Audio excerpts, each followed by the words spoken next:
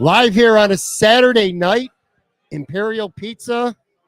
I'll tell you what, if you would have told me before we get into this show, 5 years ago, roughly 5 years ago, 5.5 years ago, I was living in Florida, bored out of my mind, missing Buffalo, wanted to find a way to kind of connect sports-wise to the city, decided to start this podcast. Sal Capaccio from WGR, my first guest. If you would have told me 5.5 years ago that today, live here, Saturday night at Imperial Pizza, I'd be doing episode 600. 600. I would be, I would have said you're nuts, man. But here we are again, Imperial Pizza, South Buffalo, episode 600, talking Buffalo. I am joined by two guests. To my far left, the voice, Buffalo Rumblings Vidcast Podcast Network, co-host of the John Fina Show, Overreaction Sports Podcast, Hump Day Hotline. Oh, I got to keep going. You do not. Please stop. Joe Miller. And his intro could take the whole show. It probably could. And, of course, sandwiched between us, former Buffalo Bill great and current co-host of the John Fina Show. Yeah, he's the star of the show, I think. I suppose he's the star. John Fina, man. How you doing, John? I'm doing great. I'm happy to be here. Imperial Pizza, man. Who knew? When my first year in Buffalo, I lived in the South Towns. I hated it. If Imperial Pizza was here like this, I might have stayed. Yeah, you said that when we had the food. All right, so we had some wings, we had some pizza. I'm not going to talk about them because I have them all the time with my guests. But for you guys, especially you, John, I know this is your first time eating here. Pretty enjoyable, man. Nice little vibe going on here as well, too. Well, look, I come from Tucson, Arizona, and if you want tacos, that's the place to go, right? You want Mexican food, come to Tucson. But the wings and pizza in Tucson is categorically not great. Right. So I come to Buffalo and everything's a step up. But I have to say, as a somewhat of a connoisseur of wings, they're outstanding. Yeah. Great wings. You just don't get the cupping pepperoni, in Arizona. So I come to Buffalo and I gotta have a pepperoni pizza because they got the juice is coming down my fingers. Cup and char, baby, cup and char. Oh my God, I'm all greased up and ready to go for the show. Thanks, Imperial. We got a go ahead, Joe. I would say you got the Chivettas hot, right? And they Chivettas were really hot. good. The cook was good. The Chivettas hot was good, and then you got the garlic parmesan, which was like I said to him, it was almost like they dumped the entire thing of parmesan. Yeah, so they're it was full of cheesy. cheese salt. We call in my house we call parmesan cheese salt. That's what parmesan is. And then you got the honey mustard, right? Yeah. Yeah. Honey mustard barbecue. Terrific. They're the terrific. Wings were fantastic, and the pizza was a little bit. So I'm a South Towns guy. Blaisdell Pizza, right? Bella Pizza. But no, the pizza was a little bit different, but good. It was super good. It was, the food was. I like that fantastic. free form, it wasn't like a perfect circle. It looks Right. like they're back there stretching the dough, and Right. it was terrific. Yeah. We're going to talk some training camp today, both when you were as a player and also the current team as well. We'll get into some other topics as well. By the way, too, nice crowd. A lot of people came out to. Yeah. Well, you're the man of the hour, John. A lot of people are here to see you, man. Oh yeah, we got a great fan base, and I've made some terrific friends in Bill's Mafia, and just thank you for putting on the podcast here and inviting me, and I get to see these wonderful people. I get limited opportunities to come back to the Queen City, and when I do, it's just so great to be able to see everybody in one spot and rekindle that Bill's Mafia spirit. So to the point of being here in the crowd, one thing that we did not talk about was the venue, because I've never been to Imperial Pizza before. This is the first time. So Pat was telling me that you were telling me that this whole section is brand new, and they've got the garage doors that open up, which for summertime vibe in other cities around the country, that's the thing, right? Those garage doors that open up. So, dude, the vibe here is great. It's a great restaurant. It's a great place. It really is a good location. I think they're going to knock it out of the park if they haven't already. Yeah. Yeah, well, this place has been around for a long time, and for many, many years, it was basically a place where you just came to pick up your food. They didn't really have seating and stuff like that, but maybe a couple of years before COVID, they built the restaurant, the bar, and all the seating. It's fantastic, and like I said, a lot of Bills fans out here. Some to see John, just some Bills fans as well in general. We're gonna have a fun show. Right? A lot of fun topics we'll get into today. So I want to preface that right away, but. On a serious side, I did want to acknowledge one person here, who Nick Mayerick, who is everybody. If you're a Bills fan, social media, everybody knows his story with his 8-year-old son Eddie, who sadly passed away. It's great for him. He's here in town, and we talked. I know he talked to you guys as well too before the show, and just the comfort that he's gotten from fans, friends. Let's call them friends too. Friends, you know, whether they know him or not. He told me how much it's meant to him. Just he said the exact same thing to me. Just the way that the mafia has surrounded him and kind of loved him. I asked him why he was in town, right? So I was like, "Are you here for camp?" He's like, "I just had to get away." And inside of that getaway is where do you go? You go to the place that loves you. So he came here, like, to continue kind of that feel, getting that proverbial wrapping of the arms around him, right, to help him get through this time.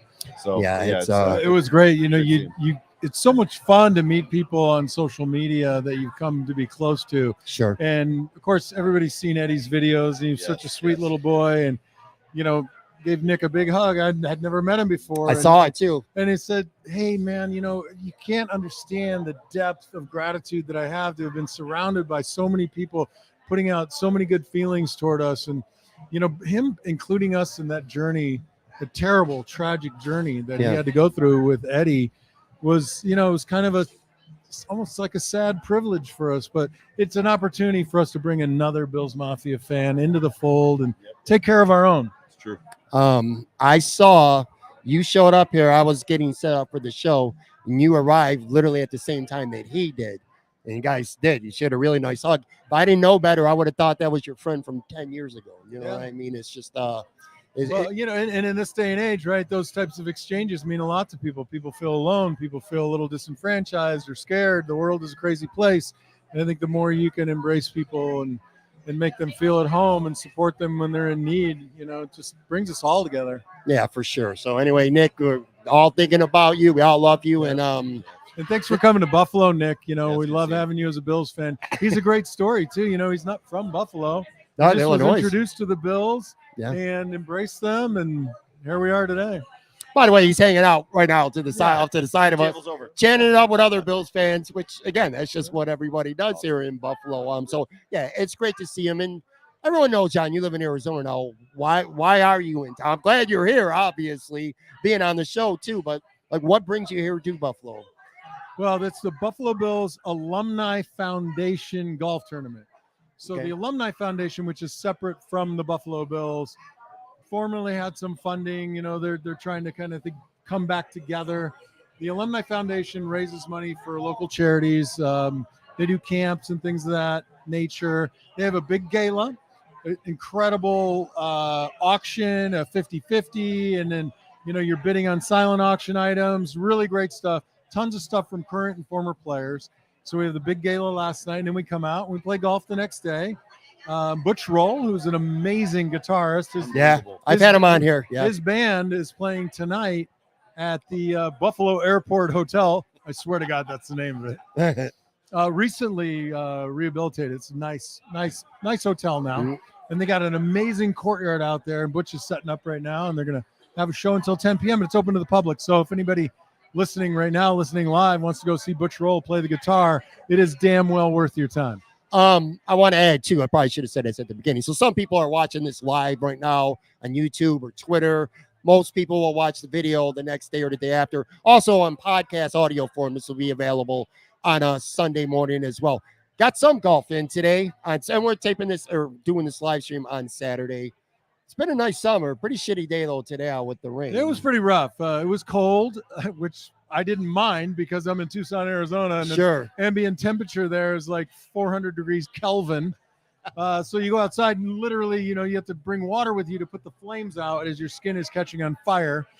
So I enjoyed the cold, but the driving rain was not something that I was really prepared for. Or used to. Although in Tucson, we get driving rain this time of the year. It's just not 41 degrees.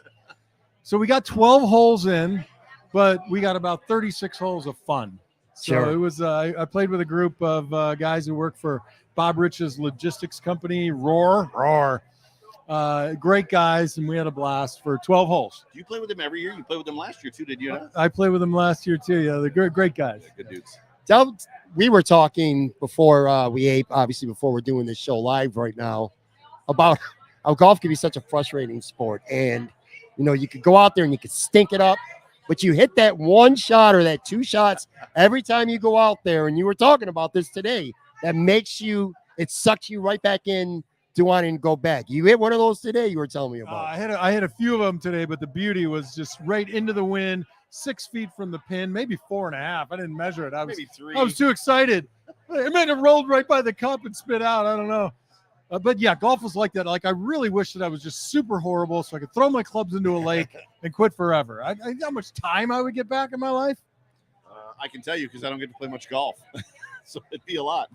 Have you been playing for a long time? Like, when did you take up the sport? Were you young? Was it during your playing days? After?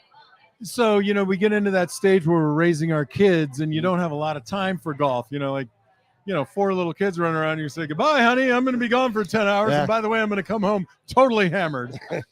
So that really doesn't fly. So there was about 12 or 15 years there where I only played once a year. And it was usually here in Buffalo at the Alumni Foundation game.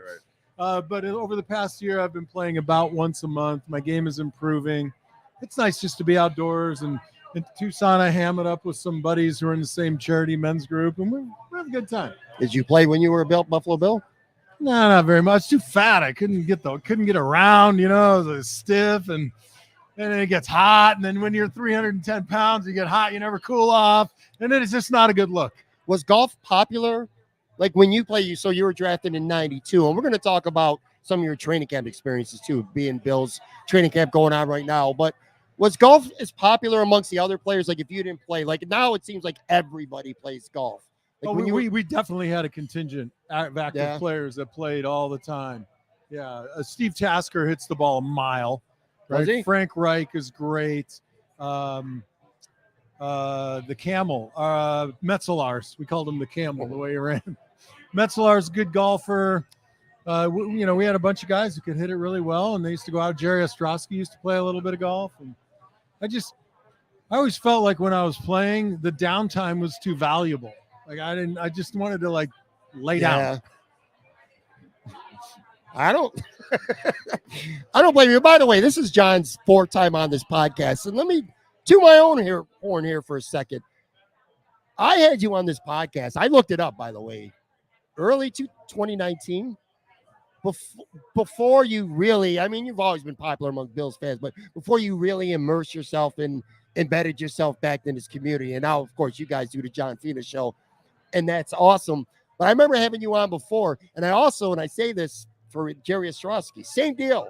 Had him on before, and now both guys are on Buffalo Rumblings. I kind of feel like I should go find that next former Buffalo Bill to get out with you guys. Progenitor of our less than soaring stars. It's more of a fading star. It's fun, and I had never really thought about podcasting, and I was kind of fiddling around on Twitter because my son was being recruited. Yeah, I remember. And then this jackwagon next to me sends me this private message. He's like, "Hey, would you want to do a podcast?" And I'm like, "Just call me." He's got a text message this long. Just call me. I can't. My fat fingers, the spelling errors. So he called, and we tried it on, and it worked. We did a show a month for the first year, and then past 2 seasons, it's every week. And I think it's been 3. There's been 3. This will be our 4th. The first year was just a monthly installment. Gotcha. Yeah, and it's fun. I enjoy it. It really brought me back to the game. When I left Buffalo, I didn't leave very wonderfully, Mm-hmm. And when you're on the West Coast in those days, you didn't see the Buffalo Bills play because A, they were terrible. 2, they weren't on TV. And D, I didn't really want to watch football at that time. So now my kids are older and coming back in and paying attention to the team, it's been fun. It makes it so the experience of watching the game is so much richer this way. Did you go through a phase, elaborate on that a little bit, where you said you didn't really want to watch much football? You went through a phase of your life post-career, obviously, where you just didn't want to watch a lot of football? It mostly had to do with raising kids. You sit down. When you play football, the game starts. The next thing you know, you're in a locker room using the urinal, and then you're back out on the field, and it's over. You blink, and you're like, what the hell happened? Sure. Right? But when you watch it on TV, I was like, dear God, these games never end. Mm-hmm. What's going on? When I played, there weren't enough quarters. There weren't enough minutes. I wanted to keep playing it. It went by so fast. So that was part of it, raising kids. And I didn't leave Buffalo with a great feeling. They had Tom Donahoe and Greg Williams, and it wasn't a good fit for me or anyone. And And then what was interesting is the very first time I started coming back, Marlon Kerner was running the alumni group for the Bills. And I get this random phone call and I answer. He's like, "Hey, Fina, it's Marlon Kerner." And I'm like, "Hey, buddy, how you doing?" He's like, "Hey, we're having alumni weekend. We want you to come back." And I was like, "Me? They ran me out of town on a rail." Like, me? Why would they want us to come back? He's like, "I'm telling you, dude, you got to come back." So that all started, and it's been a blast ever since. Well, things have obviously turned out very well. And to your point about podcasting, I feel like there's anybody out there who would just be a natural at podcasting. It's you. You're talking about Talking. Joe, right? No, I'm talking about you, John. Past me to the voice, Joe Miller. I am jealous of your Why voice. do you gotta make a voice when you say me? Because your voice is so sultry and sexy and amazing and soothing. Legit, about 15 minutes before we started taping this, I said the hardest part about this show isn't going to be doing this show. It's going to be getting you away from all the Bills fans over there at these tables that you were talking to. I said that might be the harder part than actually getting here. John and I are hanging out at Vice downtown after one of the alumni gala things. Mhm. I think the first one that we went to. We go down there. It's got to be 11:30, 12 o'clock. We're just sipping bourbon. The place has got a lot of people in it. There's a table next to us at the bar-ish area that's got a bunch of people around it, and they're clearly celebrating something. So what does John do? John gets up, goes over there, sticks his arm around everybody, and is like just celebrating with them, passing his championship. I totally ring can see around that. everybody. And I'm sitting, and like the dude there was one dude with him. I think it was like the boyfriend of the girl whose birthday that it was. He came over and sat with me, and the two of us just talked while John was like the life of the party. I just like engaging with people. I know. You know, I just find people's stories and their lives so interesting. And it looks natural when you're engaging with people. natural. Some people, I feel like you kind of could see through it, and it looks a little forced with some. I'm not going to name any names or anything like that. But I could just tell your engagement. No, your engagement with fans absolutely is natural. When it comes to the city, obviously you didn't grow up here. You grew up in Arizona. Coming to Buffalo, was it at the time? And we talked about this a little bit before, but it was a while ago. So I'm sort of asking you the same thing again. But was it kind of culture shock coming here to Buffalo as a rookie? It definitely is. You know, the West Coast is just so, I don't know, a nice way to say it. I don't have one. It's just kind of boring and buttoned up, and they roll up the sidewalks at 9 o'clock. And then the next thing you know, you're in the city of Buffalo, and everybody's a character. I felt like I just walked onto a movie set. Yeah. You know, I mean, my cousins and my family's from Rochester, New York. You know, my cousin, it's like he just stepped out of a Soprano episode. And I love that. You know, you don't get that in Tucson. So I used to hang out at this bar on the west side of Buffalo, the Left Bank Restaurant Bar. Mm-hmm. And we every Thursday night, it was the same cast of characters, you know, Cadillac Harry and Richie Fitcher. And there was the guy who was the teacher, and everybody just kind of congregated at the bar, all from different backgrounds. So in that way, it was definitely a culture shock. People always ask, "Well, what do you do about the cold?" And I'm like, I bought a coat just like everybody else. Were you at the time? And look, and today with the Buffalo Bills today, getting drafted to the Buffalo Bills, that's an exciting, well, it's pretty much an exciting time for any prospect wherever they go, I would imagine. I don't know, obviously. But you know, the Bills have been good now for a solid handful of years, so it's got to be a little more extra exciting to get drafted. There was a long time, 17 years, when they didn't make the playoffs, where probably players, they're happy to be in the NFL, but I'm sure they probably wanted to go somewhere else. When you came into the league, which was in 1992, first-round pick, what was your thoughts at the time? You knew you were going to a team that was already obviously going to multiple Super Bowls. Like, do you remember at that time your mindset getting drafted, your excitement level about coming to Buffalo specifically? Were you excited right off the bat, or did it take some time? No, I was excited for sure. You could have drafted me anywhere in the first round. I would have gone to Mars. Yeah. I would have played for Marvin's Martians. It didn't matter. But I was fortunate that I was, you know, kind of brought up right by my parents, and my mom, you know, gave me this stern look before I left. And she said, "You never forget, you've got to earn everything. You know, you got to go out there and work your ass off and, you know, be part of a team." And so I showed up with this attitude that I didn't know anything and that I needed to learn. And I was lucky that I had a veteran team with a lot of great leaders who really, you know, cared about the young guys. And it was a really great culture in that locker room, despite what a lot of people thought about the bickering Bills and this and that. But in that locker room, the guys really took care of one another. We were a resource for everybody. That didn't mean we always got along, like any family. There were fights, there were disagreements, but coming somewhere where the expectation was of a high level of play, high level of character, and success, you just kind of fit into that groove. Talk about the leadership at that time with like Ken Hall and the offensive line group I'm talking about. Of course, led by Ken Hall. Will Wolford it was his last year, your rookie year, I believe. But, just that leadership. You have a lot of good established guys on that line for an organization that you came into immediately. They were very much set in their ways, and you didn't upset the apple cart. Mm-hmm. And I can tell you, I learned this in training camp my rookie year. It was at the end of the meeting, and Tom Bresnahan asked if there were any questions, and I, like an idiot, raised my hand. And if you knew Tom Bresnahan, he could take one topic that would segue into another 40. And then when that meeting ended, I had every veteran in my face and said, son, Ken Hall, son, don't you ever ask another question. You got a question, you come to me. But by and large, those guys taught you how to practice. They taught you how to prepare. And they really put you in a position of, understanding the veteran way. And it's not everywhere, because like I said, my final year in the NFL was with the Arizona Cardinals, and that organization at the time was just a complete disaster. At the time?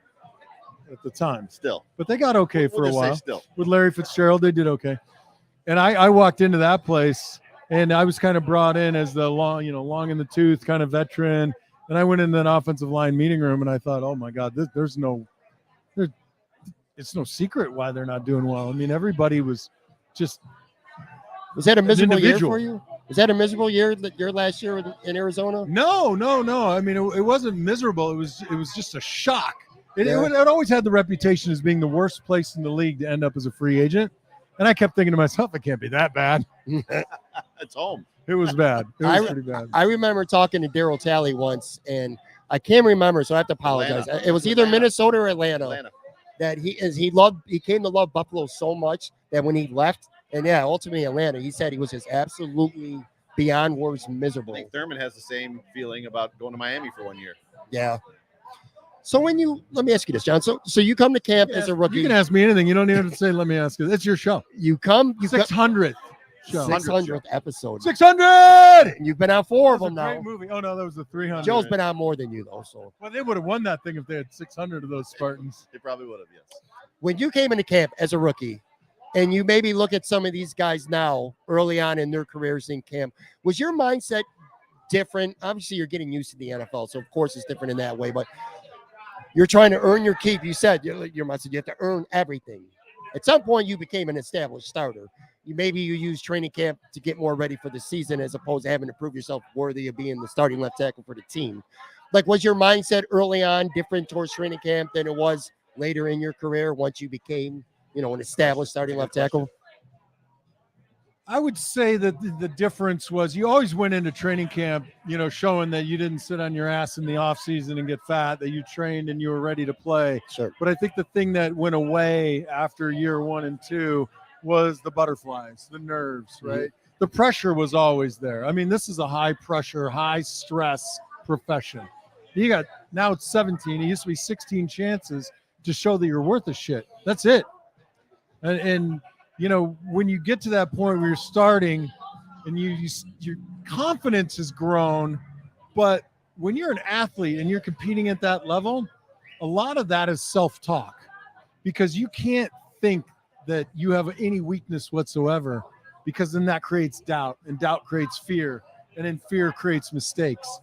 So you always have to be positive self-talk. You always have to be a super badass. Your ego has to be just off the charts when you're on the field, when you're in the locker room. And I always said, by the time December 1st came around, the smell of ego in the locker room was just awful, right? I mean, you got 53 alpha males just walking around at a fever pitch, high intensity all the time. Everybody was just wired and ready to go. So social media now makes life for a player so different. You sneeze or somebody, you put an Instagram thing out there with an emoji and it's a story. It's literally a story. We'll talk about it on this podcast or the mainstream media.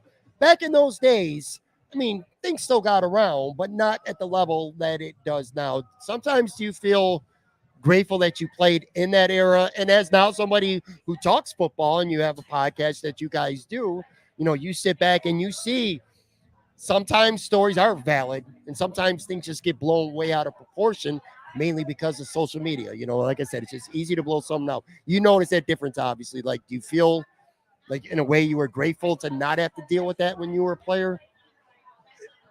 No.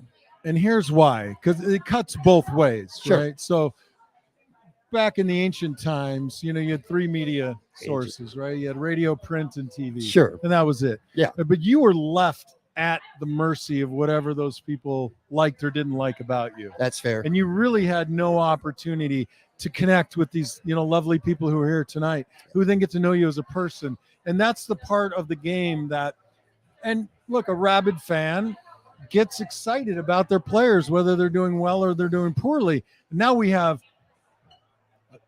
a million times more critics, but a player has the opportunity about us to show that they're a person. Yeah. So the general public gets to get a little bit deeper peek into the personal life of a player, and I think that creates a little bit more empathy. Sure. It's a good point. And you are right. Back in those days, if a columnist didn't like you, you were almost defenseless. You know what I mean? They would just go at you. Oh, I got dragged. I got dragged all the time, right? But, you didn't. You just kind of had to brush it off. Sure. You could get a little angry about it, but I totally get what you're saying, and I've seen you live in this vibe, right? And I know that from knowing you and hearing your stories that when you lived in Buffalo, you defected from what the rest of the team members did kind of in the South Towns, and you went to Buffalo, moved to downtown Buffalo, hung out, I think, at an Italian restaurant every day. Like, you were trying to be a part of the community. I think there's a different pressure now, though, because ESPN, though it existed, they didn't have the Adam Schefters of the world. There was no NFL Network where they've got four guys who live, eat, sleep, and breathe rumors on their text messages. Like, when you talk about who saw who where, like I saw John Fina at the Imperial with XYZ person, right? I think the pressure is just different now for these guys, I think. I mean, when you guys did things, it was relatively in private at Jim's house until Jim built his bar. Then things got a little bit public, right? But I mean, so it's just different, I think, now than it was then from a pressure standpoint that way, who you are in public. Because now somebody could get a video of Gabe Davis, who maybe just got caught off guard one day. For one moment, have a bad reaction to something, and all of a sudden, like, trying to cancel him and run him out of Buffalo on a rail. Like we did to Marshawn Lynch. Yeah, we ran a future Hall of Famer out of Buffalo on a rail. Why did you move to the city? Not a lot of players live in the city. Well, number one, this was a veteran team, right? Guys were settled in their marriages, and I was a single guy. And I was, it's a beautiful place. Everywhere in Buffalo, I can find beauty. Sure. But there wasn't much going on, and I wanted to go do stuff. Right. And two of my rookie teammates, Matt Rogers, quarterback from Iowa, Kurt Schultz, Screaming Eagle, Eastern Washington. They lived at the corner of Delaware and Ferry in a really cool apartment building. And I would go up and hang out with those guys. And then I'm like, well, wait a minute. I'm not driving 20 minutes back home if I've, had a couple of drinks, right? Sure. This doesn't make any sense. So I lived 1 year down here right near the stadium. And then I moved up. I got an apartment on Linwood between Utica and Ferry. And I was there for about 7 years. And then I had a house on Lafayette between Delaware and Elmwood. And my own neighborhood. I grew up, I don't want to give anybody the impression that I'm like cultured or some BS like that, but my parents were play people, opera people. And, there was always, we had work parties. I'm the fifth of six boys, or I'm the fifth boy and my sister's the youngest. And my mom would open the doors and they'd be playing Luciano Pavarotti while we're outside doing yard work. Yeah. And it was just, we had books and culture and music and plays and stuff in our blood. And when I found myself in downtown Buffalo, I was going to plays every other week. I was going to Shays, and it wasn't hard to do. It was right there. And I gravitated to that. I love the architecture. I think Buffalo has a beautiful history, and it is. I found fast friends there who showed me things around Buffalo that a lot of Buffalonians didn't, embrace. So I love the city. Yeah. I grew up in the city. I grew up on the west side of Buffalo. Let me circle back to training camp again for a second. So the mindset towards a player like, say, yourself when you played, you know you're making the roster. I mean, maybe you're not saying that. Everybody knows you're making the roster, and you don't have to worry about making a team. Conversely, there's bubble guys every year that like it's their life depends on that practice. Where guys, at your stature, especially once you're a couple years in the league, you came in the league. It was pretty apparent early on you were being groomed to become a starter, and then you did become a starter, and you became established. You're fine tuning yourself, getting yourself ready for the season. Some of these guys that come in, they're that 54th guy on a 53-man roster. You know what I mean? Like a bad practice that could be their time with the Bills or maybe even their career. Do you pick up on that? Like you get a sense from those players, I'm sure that you played with, like just the difference in mindset, how you would approach maybe a practice at training camp, kind of tied into even today, with the Bills.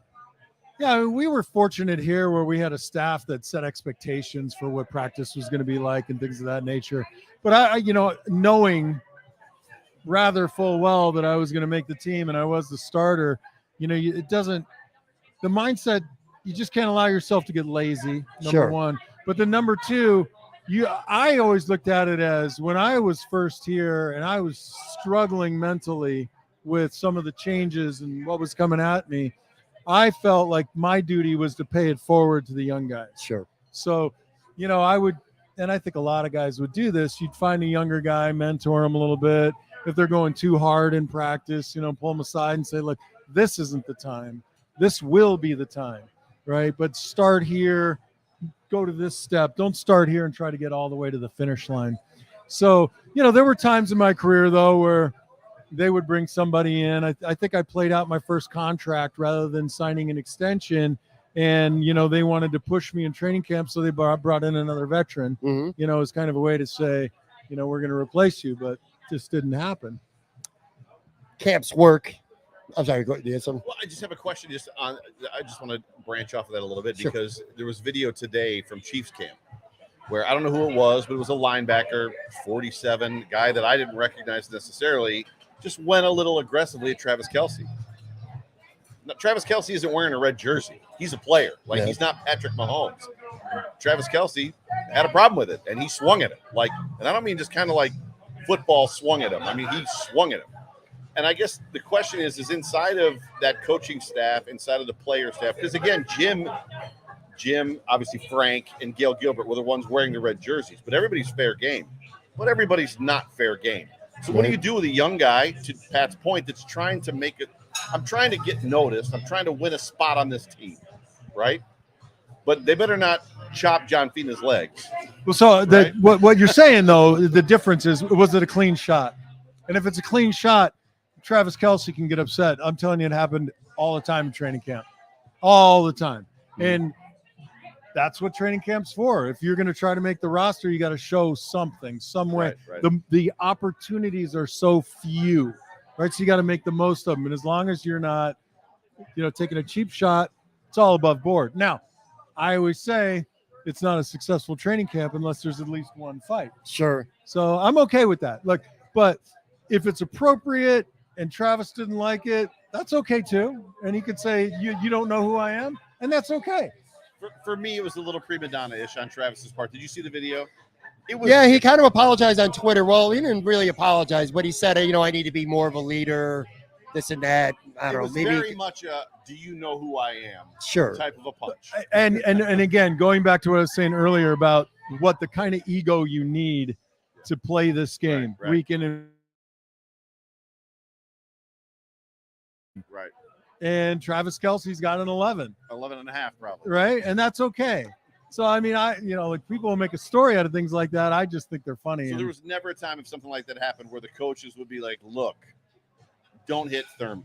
Don't hit, don't side check or cross check Bruce.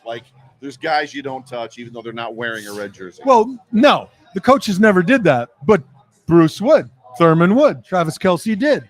And that was your responsibility to say, hey, rookie, this is not your place. Settle down, son. And that happened all the time. And it was all well and good. It was all part of the fun, really. Because then you get into film and you watch it on film and someone's making fun of Travis Kelce. Man, what kind of a blow was that, dude? You're that was terrible. And then everybody yucks it up. And they're like, hey, he's going to get you again tomorrow. And Those are the kind of events like you're hoping for. Like I want something to talk about, for God's sake, instead of just like dragging myself to the shower after practice. I can hardly stand up. We are live here at Imperial Pizza. John Fina, Joe Miller. All right, so we're talking about camp and your experiences with camp, a lot of the hard work and stuff like that.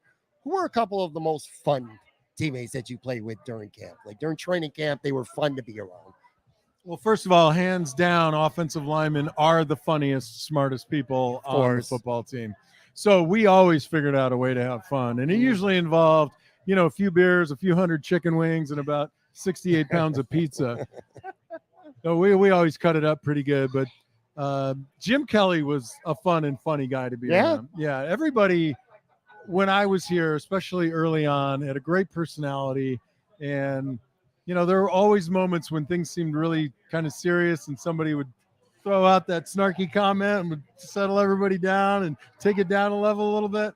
I really enjoyed Steve Tasker. He was a really good guide for me, like a lot of wisdom. Glenn Parker's super funny because he has a rapier wit. I mean, the guy is so smart. So we'd cut it up. Glenn and I would cut it up in the offensive line room quite a bit. And, of course, we always made fun of defensive linemen because, it's just an easy target. I'm surprised. I don't know why I'm surprised, but I'm a little surprised. Oh, Ted Washington. Stop. Ted Washington. Yeah. Reuben Brown, Ted Washington, Pat Williams. Yeah, name the whole roster. And then when Jerry Ostrowski and then, like about 6 guys started mixing it up, you're like, stop, I'm cramping, call the trainer. I feel like I should have framed the question differently and asked you who wasn't fun during your tenure at Bill's. Well, I couldn't answer that. Like I'm going to call somebody out. And Tom Donahoe. Yeah, no, they were. But when you said Jim Kelly right off the bat, I don't know why I'm surprised. Maybe it's just because he was such a larger-than-life personality when he played. And by the way, do you see that, like Josh Allen? I'm not talking about how they actually play on the field, but just like that leader, that larger-than-life. But Josh is probably really cool with his teammates as well. So Jim was like really cool with you guys during camp. Oh yeah. And Jim wanted, as much as Jim was the guy, he still wanted to be one of the guys, and he did it well. He wore it well. You didn't get a prima donna feeling from Jim in the locker room at all. He's a guy you'd lay down in traffic for. Yeah. A true battler like Thurman. I'd have done anything for Thurman. Yeah. So now you're talking about the team a lot. You played for a long time. Now you talk about the team every week, win or lose. Do you kind of like it yourself? Like another favorite former Buffalo Bills lineman of mine, friend Eric Wood. He's doing the radio now for the Bills. And I've talked to him about this before, and he's critical to an extent, but he also, he's not going to bash any player. Do you kind of take that same mindset, like, besides being a former player, which is something that most people who talk about this team, whether it's mainstream, whether it's podcasts, I don't care what it is, they can't relate to that, not having played at that level. But do you kind of develop or have that same mindset that like Eric does? Like, I'm not afraid to point out something that's wrong, but I'm also not going to be a douchebag about it and, blast this person because he's not playing well. Well, I work with this guy, so I bet he can better answer the question, I think. And Again. Yeah. Let's hear it. So John is very respectful of the players. And I think a lot of times what that comes from is not as much respect for the game or respect for the player because he was a player. I think it comes from the wisdom and the understanding that 99% of the time when somebody's breaking down film, whether it's a professional film breaker downer or an amateur podcaster guy that breaks down film, what John always says is you can be as critical of that guy as you want to be, but you don't know what he's being asked to do. You might think you know what he's supposed to do, what his assignment is, but more than likely you don't. You don't know what they're asking him specifically to do in that moment. So it's hard to just be combative or to be rude or disrespectful. However, there are times when John sees enough of things on tape that he gets to the point where it's like, look, at some point you have to call a spade a spade. And Sure. I'm not dissing a guy and I'm not calling his mom a bad name, but if that person's got bad footwork, he's got bad footwork. If that person can't block, he can't block. Like, it just is what it is. But I think there's only been one guy that I've really just said this guy needs to go away. It just I can't even remember his name. I don't either. Defensive tackle. Well, then he's probably not here. Vaughn. Oh no, Quentin Jefferson. Nope. It wasn't Quentin Jefferson. No. Oh, it's Can't going to think of his drive me. name. It's going to But drive me. I Vernon just had Butler? enough. Or Vernon Butler. Vernon Butler. Yeah. I said Vaughn. I was close to get there. Vernon Butler. And you know what? I'll say this. He's a person and he's a good guy. And you know that season, which was poor by him, is not full of representation of his entire career. Yeah. And just as I'm loath to call somebody out on one bad play, when the compendium of their performance, you know, is so much more than that. And there's so much more behind the scenes, like Joe was saying. But when I do see things like poor footwork and bad habits, you know, I kind of go, well, you know, I coach a little bit. Mm-hmm. You know, coaches will say this, and everything they do boils down to this. I'm either coaching it or I'm allowing it to happen, right? So who's coaching that garbage or who's allowing that garbage to happen? Yeah. What John just said is big, too. He does comment often about we're criticizing one play. He had 70 snaps. Right. You're criticizing a play, not the player. One play. Sure. You know, there is no other position on the field where you play every play. Right. Yeah. And they don't swap out offensive linemen. True. And if it's a pass, they're blocking, and the running back may not be. It's offensive Right. lineman And then if it's a quarterback. run, you think the wide receivers are out there like running a 9 route, like to their fullest? They're probably not even blocking. And then if it's a run, the quarterback's handing it off, right? So there's a group of 5 guys who on every play have the season weight on their shoulders. Yeah. We were talking earlier about social media, and you pointed out a lot. We talked the good and the bad, and you said like a lot of the good stuff is, you know, some of these great fans that are here checking you out and watching this show right now. Is one of the bad things when a player does it bother you, especially as a former player, when you see such harsh, nasty criticism sometimes towards a player? Like it seems like, I'm only talking about the Bills, and I'm sure there's 31 other teams that got 1 or 2 players like that. There's just always a player or two on the team that just seems to be the whooping boy. It's just so easy to go after them. Like everything's always their fault. Like Gabe Davis to an extent last year. I feel like he was just. Well, there's always going to be a scapegoat at the end of every season. Sure. Unless you win the Super Bowl. Somebody's a scapegoat. People get released, right? And yes, it does bother me when people relentlessly attack somebody like they're straight garbage. Yeah. Hey, this guy sucks. There's 1,500 active football players in the league, and there's 24 million American males between the age of 22 and 35. Yeah. And you can only get 1,500 people to Right. do this, right? So they have a skill set, and I just don't like that. I mean, it's like the old Peyton Manning commercial when the accountants are coming out of the conference and he's clapping. Well, he could very well be telling them, "You sucked at the taxes. You're the worst insurance." Right? So it's hard for you kind to of see. in that vein. And I'll elaborate that on a little bit to say that, it's up to a little bit of your fan base. I had to reprimand somebody in Bill's Mafia that I like for something that they put out there that I thought was horrific. Okay. And then the other problem with it is there's a snowball effect. All right. So do I think the offensive line could have played better last year? Yes. Mm-hmm. But now you go from, the right tackle's terrible. The left guard was awful. The whole line was trash. They're garbage. It's a disaster. It's a catastrophe. No, it's not. But you have to be the person that posts something that's over the top, right? Yeah. I got the superlative insult for this person group, whatever. If that's your beat, if that's your deal, have at it. Just, Well, good for you for calling somebody out, though, because that is another downside of, like, say, Twitter, for an example. People would just say whatever they want. And it feels like 99.5% of the time there's no consequence. There's no repercussion to it. So good on you, or players out there who will call somebody out for crossing that line and going over it. I want to switch gears here before we get out of here, too. At the end of last season, and I'd like your perspective as a player, the team just emotionally spent, ran out of gas. And it's not even a theory. Players literally said that. Many of them have said that.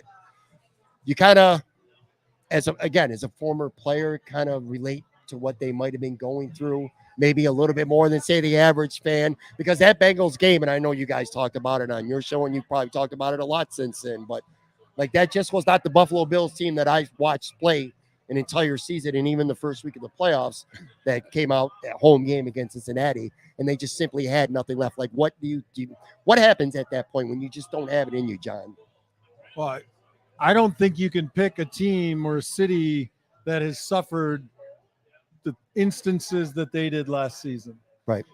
And I think it's admirable that they fought through all of that adversity, but eventually things go way heavy on your heart. And there were a lot of things in this community that were it just seemed like every week, like, come on. Yeah. Another one. And, it's all about getting up for that next game. And when you have something pulling you down so hard, it's incredibly challenging in the face of all of that. And I've never faced a season like they faced last year. I don't think a single team ever has. Yeah. It was ridiculous. Nobody's ever had a player die on the field. Yeah. We'd start right or the owner's wife go down. Or people died in the fire that was in Buffalo nobody talks about. Or the people that died in their cars and the shooting. I mean, John Murphy, the play-by-play guy, having a stroke. So that's a lot. And there's like, who cares about the play-by-play guy? John Murphy's in the locker room all the time. Yeah. And I dearly remember John. And when I heard that, it weighed heavy on my heart. I hadn't seen him for years. Yeah. So I'll say this too for the average fan, not the average fan. All of us are great fans. Yeah. I get it. I want to win the Super Bowl. I want the Bills to win the Super Bowl too. I will be here if they win the Super Bowl. I'm so excited for that. Yeah. But I also know that it is incredibly hard to win any football game. Sure. Even against the crappy Browns one Monday night, on paper, we should have destroyed them. We're lucky we got out of there with our lives. So, Joe's saying that I love so much, an embarrassment of riches. My team goes to the playoffs every year. I'm a happy guy. Do I want more? Yes. But am I going to lose my mind? No, I'm going to be thrilled and proud of the Buffalo Bills for getting to the playoffs. Am I disappointed? Yes. But in that performance, that was awful. But am I like thinking, oh, we got to blow the whole team up, start all over again? No. If anybody would know about pressure coming into a league and early in your career, it's you, because you literally were going to you go to an organization that's going to Super Bowls. Do you feel like right now this organization feels a lot of pressure? Like if they go out this year, whether they win their division or not, even if let's give them a playoff win, but let's say they lose in a divisional playoff round for a third straight year, you're going to start hearing chatter, whether it's warranted or fair or not. This is an overrated team. The coach is overrated. This person, that person, they're overrated. That pressure. How do you think these players? Do you think these players are feeling that right now? Well, they better be. I felt it every year. Yeah. They feel it enough. You don't have to create it for them. It's they swim in it. Yeah. They pressure for them. It's every day. Do I think that the staff is on the hot spot? Why would I fire a staff that's going to the playoffs every year? There are issues beyond the players philosophy-wise, but that's why, you lose Dable and then you put a new OC in and he's not the right guy. You let Frazier go. I think he's probably genuinely a wonderful man. I didn't love the style of defense that he put on the field, but I'm not getting the pitchforks and the torches and wanting to burn the whole thing down. So Jay Spence and I talked about this last week on the Hump Day Hotline. There's two pieces of this for me. One of them is, have they done enough different? No, you don't overhaul the whole thing. You don't rip it down to the ground. And I think this was part of Stephon Diggs. I think Stephon Diggs, he said it in his press conference last week. Coach has an open door policy. I took advantage of that. I think he walked in and he was like, what's different this year? What are we going to do different this year that's going to get us further than we've gotten the last 2 years? So that's the first part. I'm not sure they've done enough different this year. We'll see, right? So is Frazier enough? Because obviously if you're scoring 35 points a game, you should be able to keep your opponent from scoring 36, right? The other side of that too, I think, is there's a little bit of a gift coming from the football gods, if you will, in Aaron Rodgers going to the Jets, what that team is becoming, what the Dolphins are becoming, because it's no longer a walk-through division. So the Bills don't win the division this year. It's not like, well, Sean McDermott couldn't do it again. It's like, no. The Jets might be really good this year. Yeah. The Dolphins might be, if Tua's for real, the Dolphins could be really good this year, which just means that you're now stuck in a division with two other really good teams. There's a school of thought, and I'm not necessarily saying it's fair, but that the window's open. It's still open. You got Josh Allen. It's a great roster. The window's very much open. But you can make and I think there's some validity to it that the window was never going to be more open than it has been the past 2 years, and they didn't take advantage of that. But to your point, and I'll put on my Bills fan hat, I don't know that they really need to do too much different. They need to They need to be healthier than they were last year. I mean, they were decimated by injuries, secondary especially the secondary. And people look at the Bengals game and they're like, why are they so soft? I mean, they have to protect the young guys, and I don't think Tre'Davious White was in Tre'Davious White form. Nope. And I agree with Joe, though. I mean, because I'm looking at it from the offensive side of the ball, notwithstanding what I think about that defensive philosophy. I just didn't see in the running game this cohesive, this is who we are. Yeah. I tell people all the time, like, I'd rather watch a game on TV. I can see what I want to see better. And I don't have people around me saying things that make me want to kill myself and then them. Yeah. In that order. Sure. I get it. I don't look. I heard it all the time. Like Thurman Thomas. Why do they keep running that same play up the middle? You mean the play that's going to put him in the Hall of Fame? And it didn't work a couple of times, and now you want to start running across the field, and you get yards going that way. Mm-hmm. You go downhill, that's how you gain yards.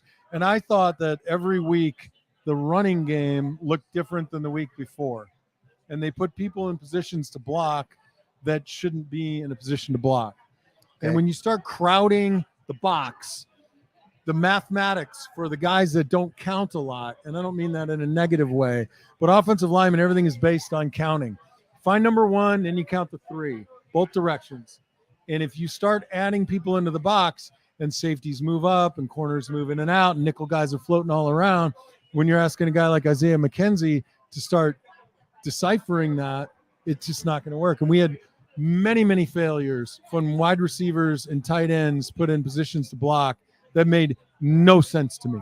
That's a great point. I'll tell you, that needs to change. So what do we need to change? Get a cohesive running plan and just run the damn thing. Run it and run it again and run it again. I feel like the offseason was kind of geared towards being able to do that with Harris and Murray and the offensive line and Torrance, the second round pick, big guard, right? Sure. And then the other guard that they just signed, Conor McGregor. Conor McGregor. He's like this soul.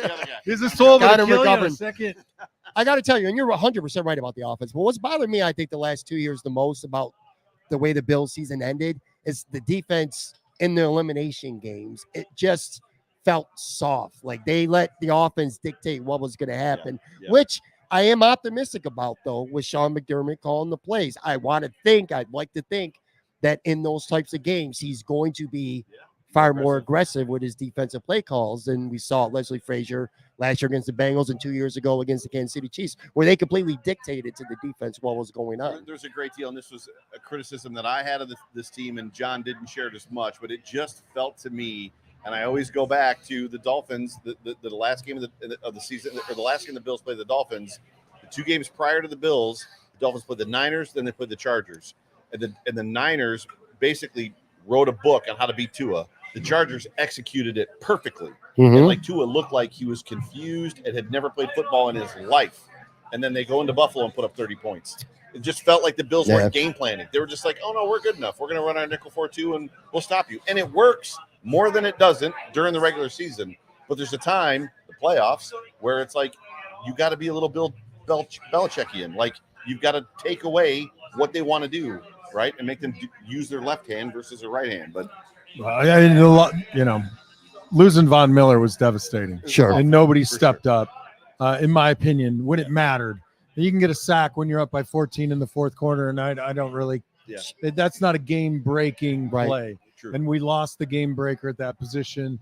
I think we had a really, really disappointing wide receiver play. We had some disappointing offensive line play. And now, Micah Hyde was out, right? So Jordan Poyer played hurt. We had all the problems at cornerback. Everything looks fairly good on defense right now. Yeah. Concern at linebacker, but by and large, I think we're in a good spot. We got huge wide receiver room, and I love that competition. And I think Stephon Diggs is not going to be shy. He's going to say, which one of you gentlemen is going to step up and be right behind me, be right on my hindquarters, coming for me, right?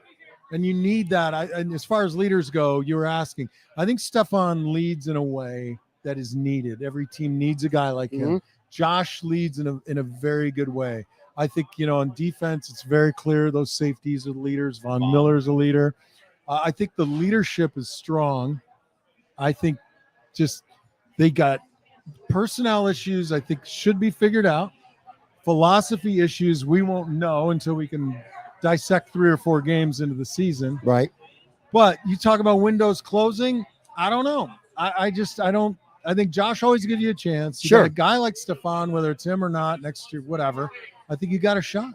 One last question, then I'll let you guys both go here. So we're in training camp now, roughly close to a week into training camp. It's a question for both of you. What are a couple things that you're most looking like you're watching the most, or you're trying to find out the most about this football team in training camp right now as they get ready for this season? For me, it's all on the edge. It's how he's not Kyer Elam, Christian Benford, Tre'Davious White, press, push, matchup, defend against that wide receiver room. This should be a bloodbath on the outside of the box, because that is where we definitely, if we're going to change the defense and press more or play tighter coverage, those guys better step up in training camp. Yeah. If we're going to get better at wide receiver, those guys got to be able to battle their way off the line, and they got to make space and make hard catches. For me, it's 2 things. You talked about Gabe Davis earlier getting a lot of criticism, and some of it I think was due to him. Obviously, he had the ankle injury, but I think he was set up for failure, and when the ankle injury happened, it was a bigger problem. I've been talking about this since cut down day last year, and I haven't heard anybody else say it until Jeremy White said it this past week, and that's this. The Bills went into the season last year with 2 boundary receivers, Diggs and Davis. Yeah. And that was it. Yeah. 4 or 5 slot guys. It's like, what are you doing? So I think, to me, I want to see that and how that shapes out and how that shakes out with Sherfield, with Hardy. I like Sherfield. Davis being healthy, Shorter, all the new guys, and then Dalton Kincaid as well. I think the Bills, it also was said this week that the Bills have played less 12 personnel than any team in the league for the last 2 or 3 years. I think the Bills have wanted to play 12. The O.J. Howard experiment last year, it didn't work. So I'm really excited to see kind of what they're going to do with Dalton Kincaid. No, I don't think he's going to have 800 yards receiving and 16 touchdowns. But I think there's an opportunity there to exploit some mismatches and be multiple. And then on the defensive side, for me, it's all about the middle linebacker. Who's going to take Tremaine Edmonds' spot? And are they going to go traditional 4-3, which we've talked a lot about? Are they going to still try to force a nickel 4-2? Like, what are they going to be? And where does Taron Johnson fit inside of that idea of what they're going to be? So great points, man. All right, so we're going to get out of here. Before that, though, like I said, this being the 600th episode, besides John, before I, thank 600 beers. You might. Again? I want to run down a couple names here. I wrote them down so I didn't forget. Don Beebe. These are all guys that have been on this show before. Okay. Former Buffalo Bills players have really helped me grow this show, and I'm appreciative, not just to you for being here today and doing the show a couple times, but these guys who have done the show before. I want to make sure I thank them. Don Beebe, Will Wolford, Steve Christie, Thomas Smith, Jerry Ostrowski, you guys do Rumley's with, Ross Tucker, Marquise Sullivan, Eric Wood, love Eric, Butch Roll, you were talking about him earlier, Craig Urbick, and Marlon Kerner. So awesome. I just wanted to make sure I give all those guys their flowers for doing this show. Great cast of characters right there. Them, and none more than this guy right here. Make sure you follow him on Twitter at John Fina, at Joe Millard Wired. The John Fina Show coming back soon. If not the first Monday in August, the second Monday in August, yes. I better put that on my calendar. All right, guys. Thank you very much. It was a pleasure. Thank you, Pat.